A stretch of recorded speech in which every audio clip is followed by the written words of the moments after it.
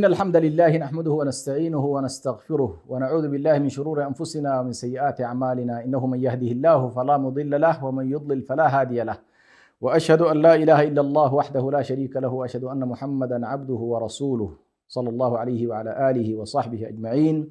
المشاهدون الأعزاء، السلام عليكم ورحمة الله وبركاته، ومع برنامج غايات قرآنية، وهذه هي الحلقة 19 من حلقات البرنامج، وهي عن غاية التدبر. قلنا في الحلقة الماضية من حلقات اليقين، وهي حلقة اليقين، تحدثنا عن أن مما يؤدي إلى كمال اليقين والوصول إلى مرتبة اليقين أن يكون هنالك تدبر لآيات الله، والتدبر من أعظم الغايات. بل القرآن الكريم يعني يحصر أحيانا مسألة نزول هذا القرآن القصد منه والغاية منه أن يتم التدبر في آياته، كما قال الله سبحانه وتعالى: كتاب أنزلناه إليك ليدبروا آياته. هنا جعلها من خلال لام التعليل، جعل علة نزول هذا الكتاب أن يتم التدبر فيه والتأمل فيه والنظر فيه والاقتراب منه والقوس في أعماقه والتفاعل معه والانفعال به. إذن هذه الغاية من الغايات العظيمة في كتاب الله سبحانه وتعالى، وهي التي جعلها الشارع مقصود إنزال الكتاب العزيز، وأمر عباده بها، وأن غيابها أو تركها أو التقليل منها يكون سببا لقسوة القلوب وضلال العقول وانحراف النفوس عن سواء السبيل. قال تبارك وتعالى: أفلا يتدبرون القرآن أم على قلوب أقفالها. وقال تبارك وتعالى: أفلا يتدبرون القرآن ولو كان من عند غير الله لوجدوا فيه اختلافا كثيرا. ويقول سبحانه وتعالى: أفلم يدبروا القول أم جاءهم ما لم يأت آباءهم الأولين. ووصف الله سبحانه وتعالى كتابه العزيز بأنه كتاب يؤثر في النفس البشرية ويقوس في أعماقها ويغير مساراتها نحو الأفضل ونحو الخير، بحيث لا يستطيع أي كلام من كلام البشر أو أي نظم من المنظومات أو أي نثر من المنثورات أن يبلغ مقام كتاب الله سبحانه وتعالى مهما كان في التأثير والبيان. يقول شيخ الإسلام ابن تيمية: ومن أصغى إلى كلام الله وكلام رسوله صلى الله عليه وسلم بعقله وتدبره بقلبه وجد فيه من الفهم والحلاوة والبركة والمنفعة ما لا يجده في شيء من الكلام، لا منظومه ولا منثوره، وهو ما نص عليه الكتاب العزيز في قوله: لو أنزلنا هذا القرآن على جبل لرأيته خاشعا متصدعا من خشية الله. وتلك الأمثال نضربها للناس لعلهم يتفكرون.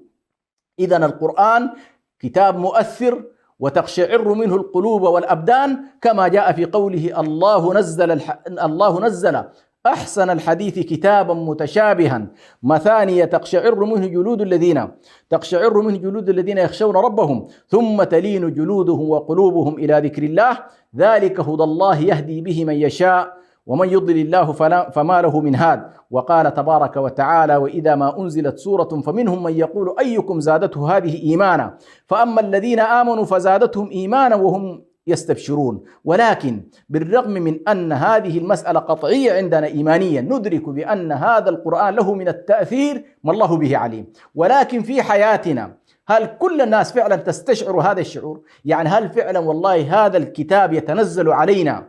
والله يقص بأنه لو تنزل على جبل لرأيت هذا الجبل خاشعا متصدعا من خشية الله. هل يؤثر فينا؟ هل يغير مجرى حياتنا؟ كم من الناس الآن يحفظون كتاب الله سبحانه في المسلمين؟ كم من الناس يتلونه تلاوة؟ كم من الناس يسمعونه سماعا؟ ولكن هل هذا التأثير موجود؟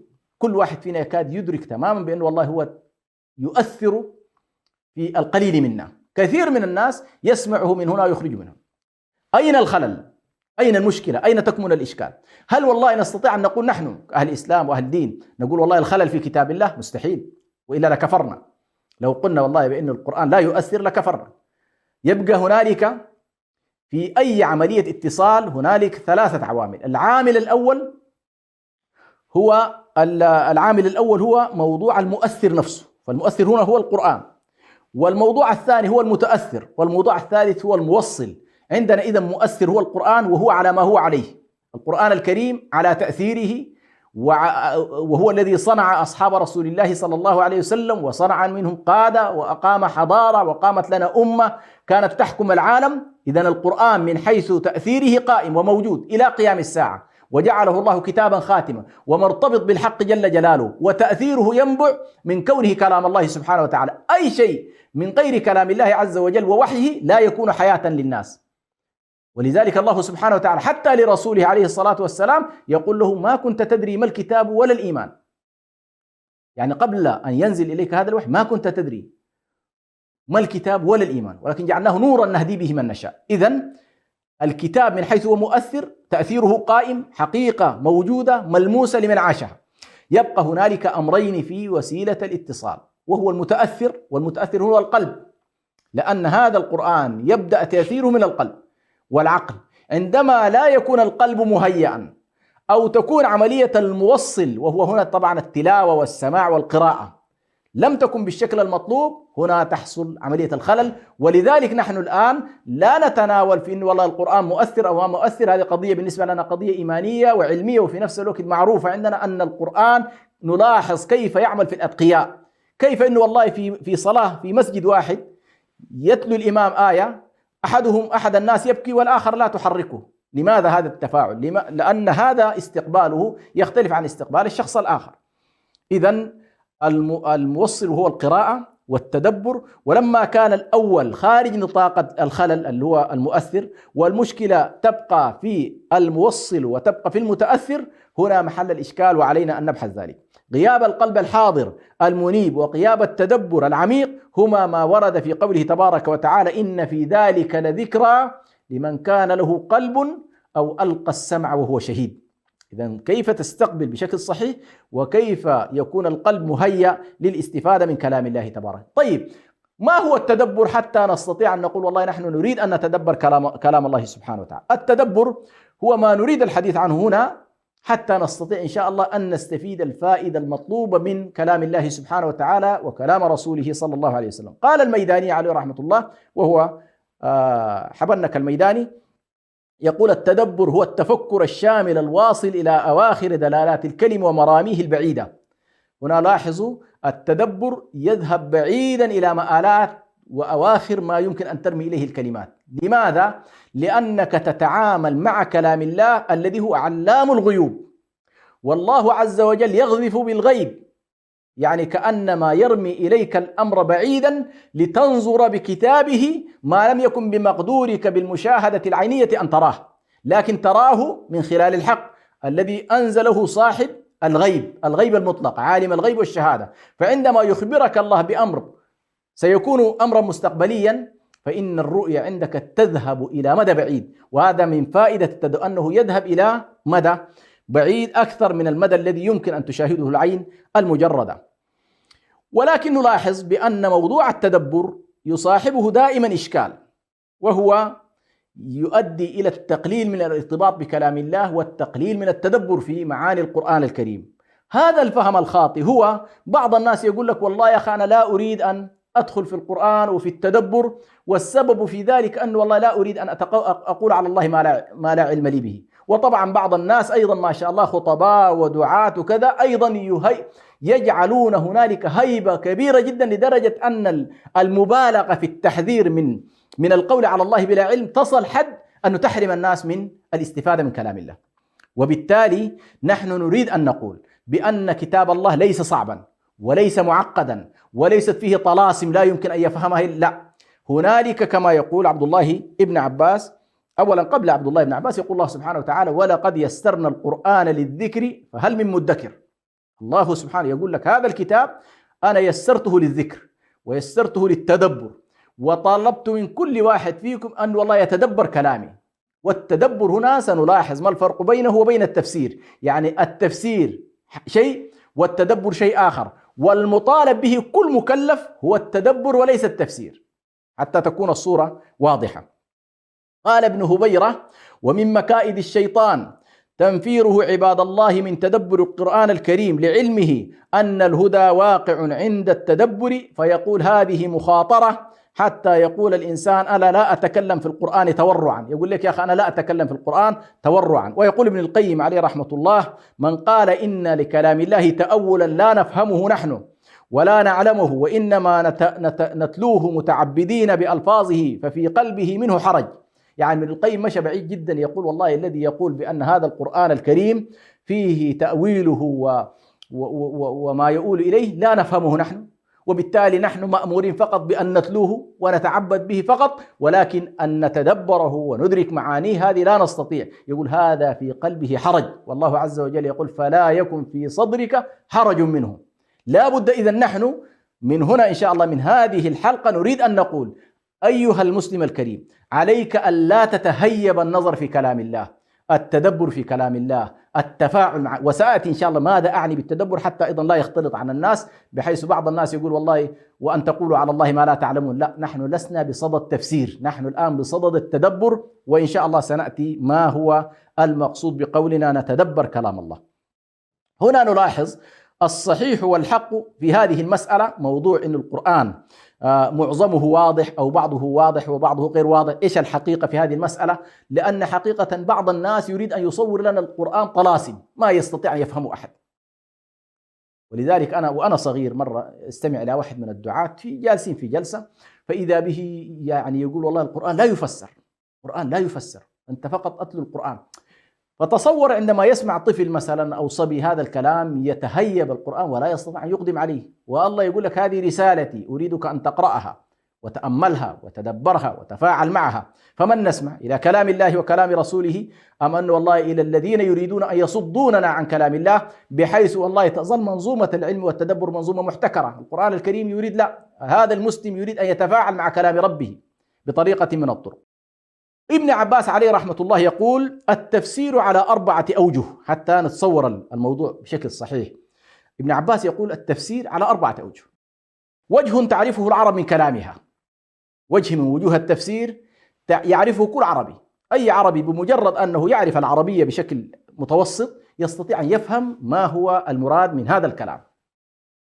ووجه ويقول وتفسير لا يعذر أحد بجهالته، أي ممن عرف العربية. في نوع من أنواع التفاسير لا يمكن أن يكون في شخص يعذر بأنه والله لم يفهم هذا المعنى. مثلا قل هو الله أحد الله الصمد لم يلد ولم يولد ولم يكن له كفوا أحد، هذه تشكل العقيدة. يعني كلمة صمد يمكن الذي لا يعني ليس له عمق في العربية قد يعمل إشكال، لكن الله أحد، الله واحد أحد فرد صمد، يعني أي إنسان لو قلت له هذه عندك فيها مشكلة يقول لك ما عندي فيها مشكلة. إذن سنلاحظ هنالك ما يعرفه الجميع ولا يعذر أحد به. نخرج فاصل إن شاء الله ونعود إليكم بعد قليل، فكونوا معنا.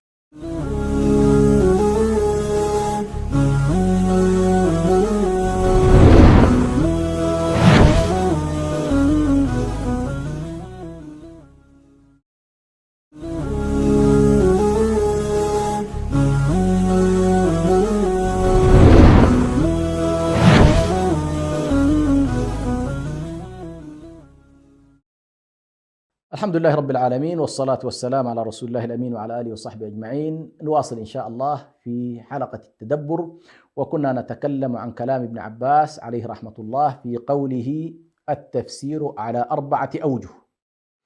تفسير يعرفه العرب بكلامهم ولغتهم، أي عربي يفهم أن والله هذا الكلام لا فيه طلاسم ولا فيه قضايا خفية، لا، أمر واضح. وذكرت قول الله تبارك قل هو الله أحد الله الصمد لم يلد ولم يولد لم يكن له كفوا أحد. إذا جاء نصر الله والفتح ورأيت الناس يدخلون في دين الله أفواجا تبت يدا أبي لهب وتب، مثلا. هذه كلها قضايا الآن لو سألت أي إنسان يفهم العربية لا يحتاج إلى أنه والله يسحب تفسير ابن كثير ولا الطبري، لا، هنالك من مجرد ما عرف العربية يستطيع يفهم هذا المعنى العام، ما في إشكال. وتفسير يقول لا يعذر أحد بجهالته، يعني في نوع من أنواع التفاسير يفهمه الكل، بحيث والله يعني الحد الأدنى ممن يعرف كلام العرب لا يحتاج إلى أنه والله يتعمق في العربية وقواميسها، لا، بس بمجرد الحد الأدنى يستطيع أن يفهم ولا يعذر أحد منه. وتفسير يقول هذا التفسير الثالث، وتفسير يعلمه العلماء وتفسير لا يعلمه إلا الله. وتفسير لا يعلمه إلا الله، وهذا قلة. يقول ونقول ومعظم القرآن الكريم من القسمين الأولين. معظم القرآن الكريم ستجده من القسم الذي معروف بلغة العرب ولا يعذر الناس بجهله.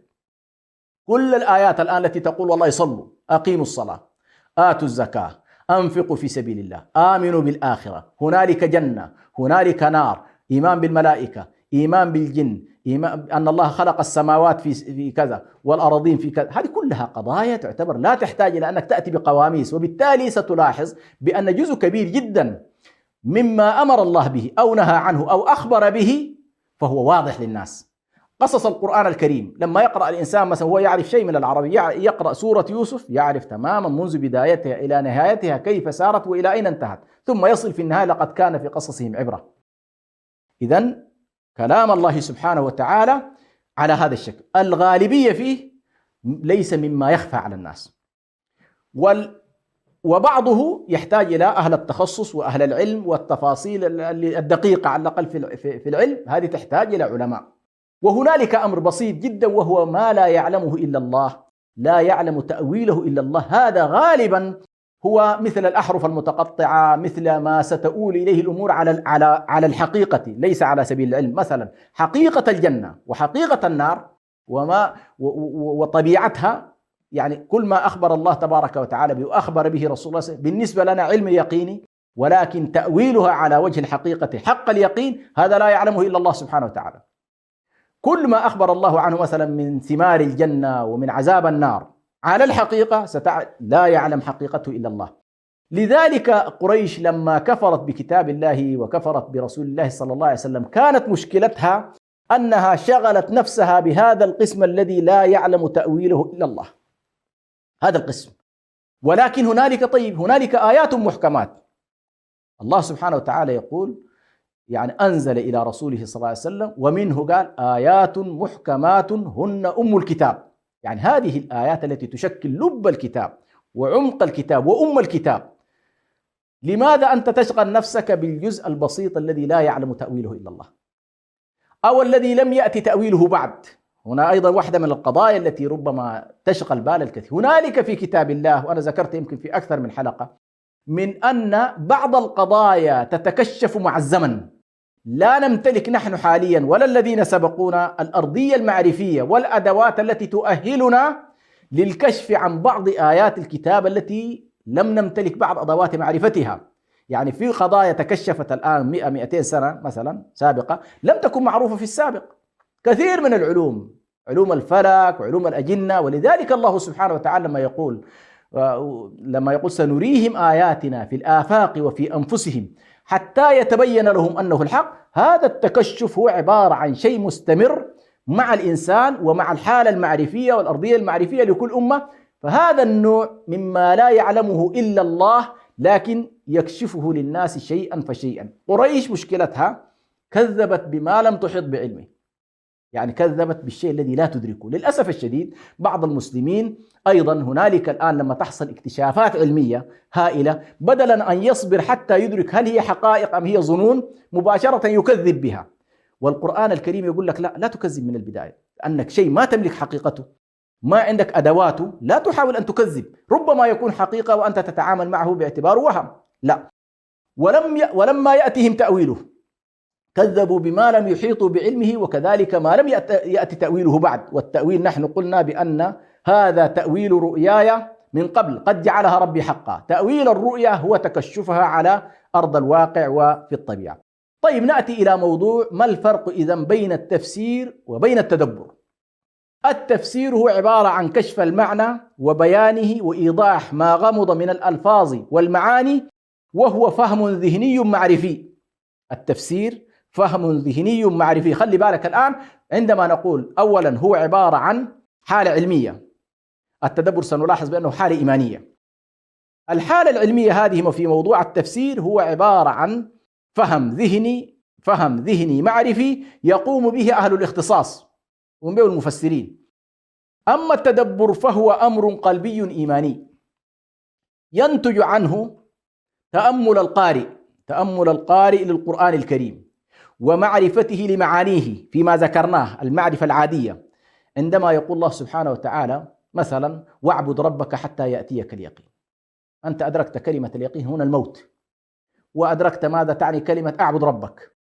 هذه الحالة التفاعل معها بعد أن أدركت المعنى الأساسي فيها، سيتم هنالك معرفة أولية من خلال المعاني التي تفهمها وفهم الدلالات دون الرجوع إلى التفاسير ولا التوقف عند المعاني العميقة التفصيلية اللي فيها ربما يعني الرازي قد يقول فيها 20 وجه وغيره من المفسرين يقولون فيها وجوه. لا، أنت بالنسبة لك والله هذه الآية وأقم الصلاة وآت الزكاة مثلا، ألف لام ميم ذلك الكتاب لا ريب فيه هدى للمتقين الذين يؤمنون بالغيب ويقيمون الصلاة ومما رزقناهم ينفقون والذين يؤمنون بما أنزل إليك وما أنزل من قبلك وبالآخرة هم يوقنون. هذه الآن الصفحة الأولى في سورة البقرة للعبد المؤمن، بمجرد أن فهم معانيها فإنه ينتج عنه من خلال هذا التأمل والمعرفة الأولية يحصل له تفاعل، حيث يقف عندها متأملا محرك بها قلبه ومتفاعلا بها في نفسه، عارضا حاله عليها مع مثال ونموذج القرآن، مع معاتبة ومحاسبة ومراجعة، فهو تفاعل المؤمن وانفعاله مع القرآن والارتقاء به روحيا ونفسيا وعقليا، وهي بالتالي حالة يقوم بها حتى من لم يتعمق تفاصيل المعاني والدلالات والغرائب. ولذا فالتدبر غاية والتفسير وسيلة، وما بينهما تداخل لا يخفى. آمل إن شاء الله أن تكون هنا وضحت الصورة بين التفسير عملية علمية معرفية ذهنية يكون فيها نظر في الدلالات في القواميس في ربط المعاني بعضها ببعض، تنظر إلى البلاغة، تنظر إلى البيان، لا، التدبر لا ينشغل فيه العبد بكل ذلك، ينظر إلى المعنى الكلي ثم يبدأ بعد ذلك في التفاعل الداخلي بينه وبين نفسه حتى يستطيع أن يكون فعلا على الوجه الذي يريده الله سبحانه وتعالى. نكتفي إن شاء الله بهذا القدر، ونسأل الله سبحانه وتعالى أن تكون لنا إن شاء الله تكملة لهذا الموضوع، والسلام عليكم ورحمة الله وبركاته.